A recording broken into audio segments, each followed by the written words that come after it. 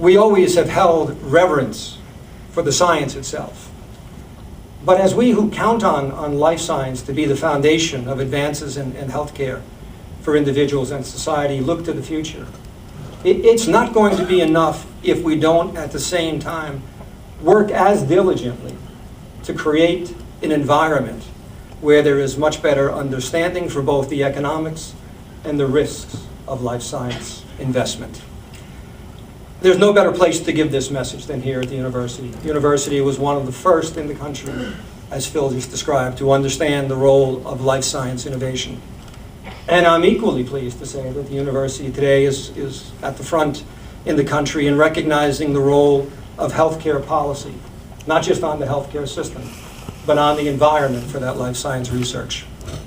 So let me close my remarks, as I've said to a number of people outside, this life science game, whether it be the healthcare delivery or life science innovation, is a little bit like a 100-year war.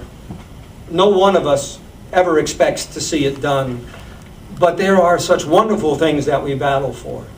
And when you are able to capture an individual victory in that long war, it's one of the best things that you can do. And I've been very fortunate to have a career where I woke up every day believing what we worked on mattered.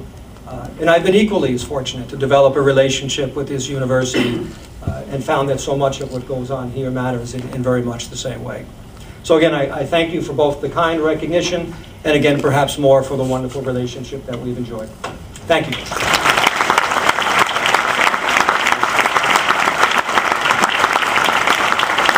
It is our tradition, Dr. Mahady, that on Founders Day, that the audience has an opportunity to ask you questions.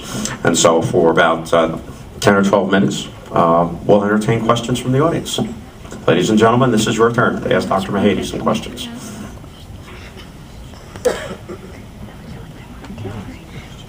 You can ask a question. Gentlemen here. How do you feel about the legacy you've left behind at Wyeth?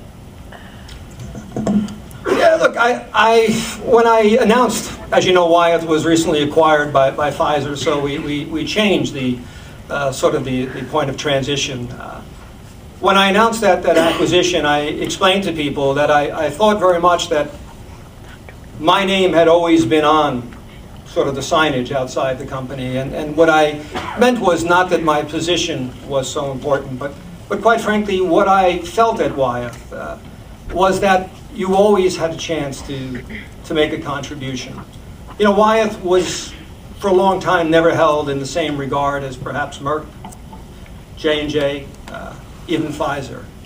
I think through a lot of adversity, a lot of situations, we developed a nature that was more of a scrappy nature, and more of a nature that said we had to find ways to succeed and survive in the face of some tremendous adversity. And through it all, what I think we developed was a recognition about what was happening in healthcare that was perhaps years ahead of maybe when some of our colleagues came to represent the real challenges of healthcare. And I think that attitude left us, perhaps somewhat by surprise, when we looked up to realize that we had evolved not just as a company that could survive, but as a company that really was succeeding in some of the most sophisticated and advanced healthcare fields in the world. So I don't like to say that we were perhaps one of the most coveted big pharma companies at the end. It's not real excitement to build your company simply to be someone else's lunch. But to the extent that there was pride that what we had developed in Wyeth was something that others valued so significantly, it is something that I take great pride in us leaving behind. Other questions? Yes. For our students who want to pursue a career in the pharmaceutical industry, what advice would you offer them? You know, I faced that question a number of times, not just from students, but sometimes when we address our own audiences inside of new members of the industry. And they hear many of us lament about the difficulties of the healthcare industry and pharmaceutical industry. But you know, as I look at it, I can't think of an industry where I would send young people first. Every day, everything that we deal with in one way or another in our pharmaceutical industry really matters. And although there are incredible tensions, and what I tell people is, if what we were working on wasn't so important and mattered so much, few people would really care what we did. And I think the tension that we see associated with our industry reflects the fact that people want and people need so much what we do in that industry. I couldn't encourage more people to get in the industry. And there are people that talk about the golden days are behind us. I met those people 20 years ago. They met me today. I don't believe the golden age is behind us. I feel for the industry that some of the critical fundamentals are as strong as they've ever been. I mean, demand. Any great market needs demand, and perhaps one of the biggest challenges we have is that we have almost insatiable demand for what we can make. Second big thing that a good market needs is supply, and I'm not talking about bottles and numbers, but the technology to deliver different types of products to really change the healthcare outcomes. And honestly, I believe that we have in front of us today some of the best technology that we have ever had.